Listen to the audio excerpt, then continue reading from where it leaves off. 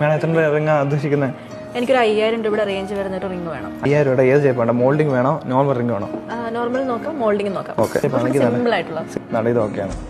Normal ആണെങ്കിൽ വേണ്ടേ, ഇത് 5000 രൂപയ്ക്ക് എടുത്ത് തന്നെ നോക്കും. ലൈറ്റ് വെയിറ്റ് ഐറ്റമാണ്, 5000-നകത്തേ ഉള്ളൂ.